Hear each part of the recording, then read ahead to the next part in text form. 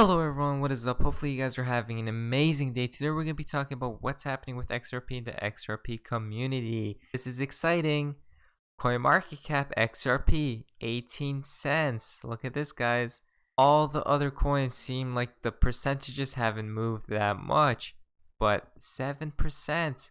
Now, I was trying to buy some XRP yesterday, but I couldn't because for some reason I have to verify my account again on Coinbase. But it does look like we're going up and up. Oh, if we go to J9 Delton's tweet, knock knock, who's there? Yellow line, here I go. Now we could see here, we went all the way down.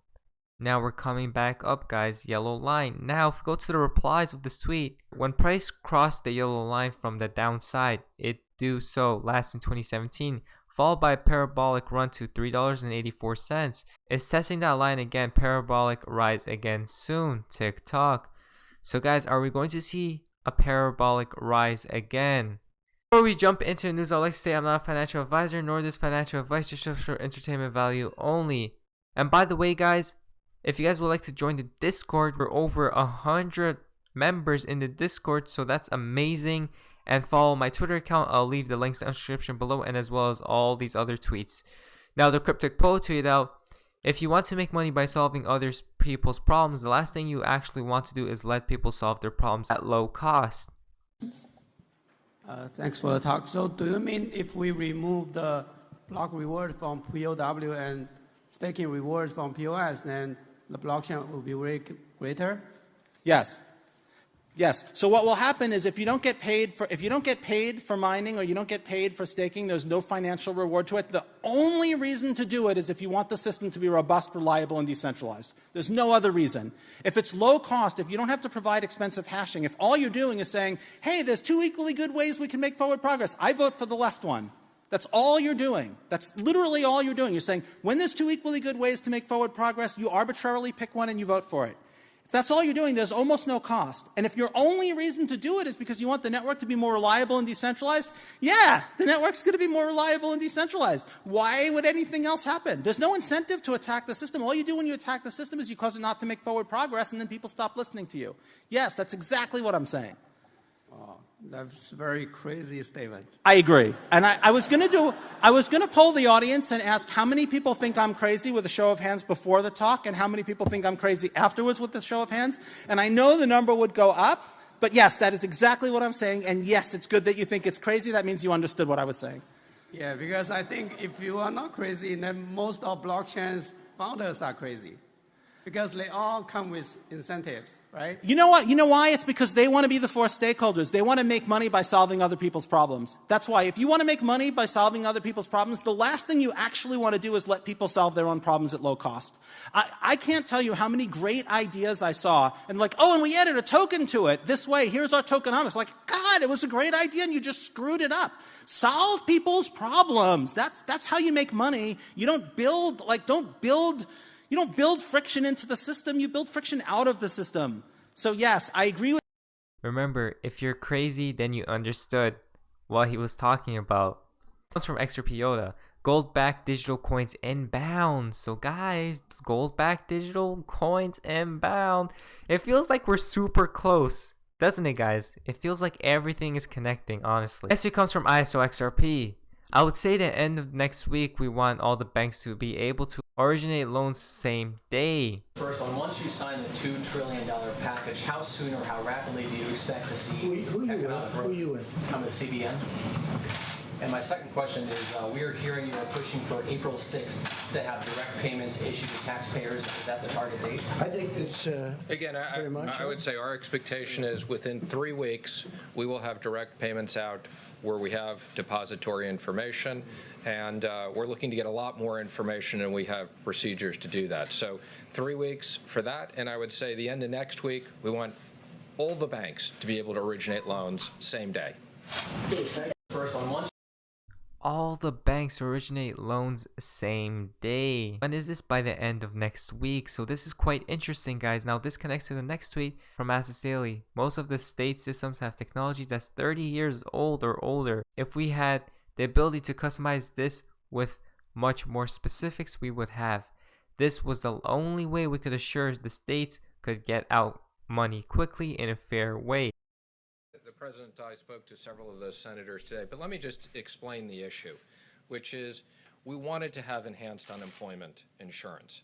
Most of these state systems have technology that's 30 years old or older. So if we had the ability to customize this with much more specifics, we would have. This was the only way we could assure that the states could get money out quickly in a fair way, so we used $600 across the board. And I don't think it'll create incentives. Most Americans, what they want to keep their jobs. And I said for 50% of these businesses, they will have the businesses keep those jobs. So this was, our number one issue was how do we make sure that American workers who needed to keep getting paid, this is no fault of their own, that businesses have been shut down. The president and vice president wanted to make sure those hardworking Americans got money, and this was the most efficient way of doing it. The president. Technology that's 30 years old or older, like Swift, guys.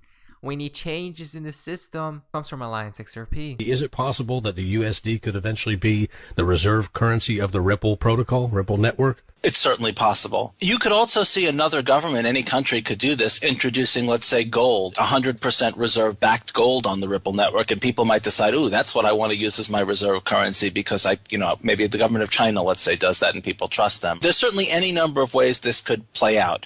To some extent, Ripple Labs has bet on XRP. Ripple Labs holds an enormous number of XRP, and our primary business model is that they'll appreciate in the future. But of course, there's no guarantee. I see. So now that concept that the US dollar could be the reserve currency of Ripple, is it? Anything is possible, guys. Anything is possible. Aaron Ton tweeted out, these things cannot just be mentioned.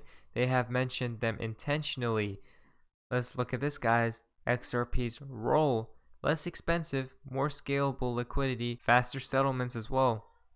Comes from Ripple. Fuzzers on social media platforms like YouTube and Twitter are looking to steal from you. Protect yourself by learning how to spot and report fake XRP giveaway scams, guys. Now, I've seen a lot of fake crypto giveaways on YouTube and on Twitter, so guys, don't fall for these types of scams. Next week comes from Jack the Rippler. Digital dollar means CBDC. CBDC means blockchain. Blockchain means DLT, and DLT means XRP. Don't listen to the naysayers. Fed Reserve is looking at DLT-based digital dollar. Fed Governor. So, the United States Federal Reserve is currently researching the possibility of launching its own digital currency. Look at this, guys. It's possibility of launching its own digital currency. What does this all mean? It means XRP at the end of the day. Now, guys, we're into the fun part of XRP and the XRP community. Now, this is quite interesting. Reborn tweeted out, can't eat no cryptocurrency when the grid goes down. Roadside corn, full moon, dark to light, John Kennedy, 3113 mirror, may it be time for the Frank coin to shine. Look at this, guys. You guys remember the Frank coin. Cryptocurrency when the grid goes down. What does that mean? Roadside corn, full moon. Dark to light, John Kennedy to the moon. So guys, look at that, Frank XRP. So it literally does connect, guys. It's all connecting. It does all connect. So when the grid goes down. Next week comes from XRP 509. Get a ticket to the moon and beyond, guys. Look at this, XRP. Get a ticket to the moon. Are you guys ready? I'm patiently ready for this thing to finally explode after years. So I just want to buy more XRP though before this thing actually takes off. Now the final tweet for today's video comes from Baba Cucks. Everything starts with London. Keep your eyes open. Have an incredible, wonderful Xmas and fantastic New Year. We have reassessed the prospects for growth for 2020 and 2021. It is now clear that we have entered a recession as bad or worse than in 2009. We do project recovery in 2021. In fact, there may be a sizable rebound, but only if we succeed with containing the virus everywhere and prevent liquidity problems from becoming a solvency issue. A key concern about a long-lasting impact of the sudden stop of the world economy is the risk of a wave of bankruptcies and layoffs that not only can undermine the recovery, but can erode the fabric of our societies. To avoid this happening, many countries have taken far-reaching measures to address the health crisis and to cushion its impact on the economy, both on the monetary and on the fiscal side. The G20 yesterday reported fiscal measures totaling some $5 trillion, or over 6% of global GDP. It is very important for those ahead in taking action to share their experience with those still behind. To support this, last night the IMF launched a policy actions tracker for 186 countries to help us all see who is doing what. We will be updating this information regularly. We'll provide country-specific analysis in line with our surveillance mandate. And I invite you to visit our website, imf.org, where you will find the policy tracker. So look at that, guys. Liquidity. Again, there's a liquidity problem. What solves that, guys? But anyways, guys, hopefully you guys did enjoy today's video. If you guys did, please leave a like and subscribe if you guys haven't already. I will see you guys in my next video. Hopefully you guys are having an amazing day. And yeah, guys, see ya.